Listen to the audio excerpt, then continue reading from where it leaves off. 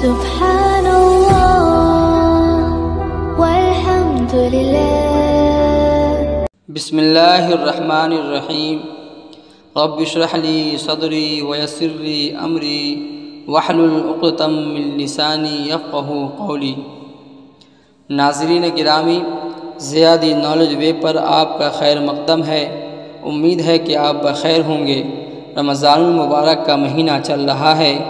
اللہ تبارک و تعالیٰ نے رمضان المبارک میں امت پر 5 خصوصی انعامات فرمائے ہیں۔ حضرت ابو ہریرہ رضی اللہ تعالیٰ عنہ سے روایت ہے کہ حضرت صلی اللہ علیہ وسلم نے فرمایا کہ رمضان شریف کے متعلق میری امت کو خاص طور پر 5 چیزیں دی گئی ہیں جو کہ پہلی امتوں کو نہیں ملی۔ نمبر 1، روزہ دار کے منہ کی بدبو جو بھوک کی وجہ سے پیدا ہوتی ہے اللہ تعالیٰ کے نزدیک مشک سے زیادہ پسندیدہ ہے۔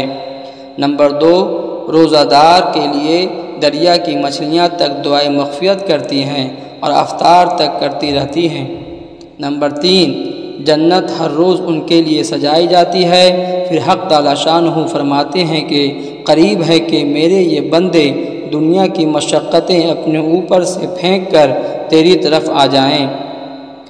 نمبر 4، اس ماہ مبارک میں سرکش شیاطین قید کر دیے جاتے ہیں کہ وہ رمضان میں ان برائیوں تک نہیں پہنچ سکتے جن کی طرف غیر رمضان میں پہنچ سکتے ہیں، یعنی رمضان المبارک میں شیاطین قید ہونے کی بنا پر روزہ داروں کو گناہوں پر نہیں ابھار سکتے، لیکن انسان کا نفس گناہ کرانے میں شیاطین سے کم نہیں ہے اور گناہوں کا چسکا بھی گناہوں کی پٹری پر چلاتا رہتا ہے، تاہم پھر بھی گناہوں کی کمی اور عبادات کی کثرت کا ہر شخص مشاہدہ کرتا ہے۔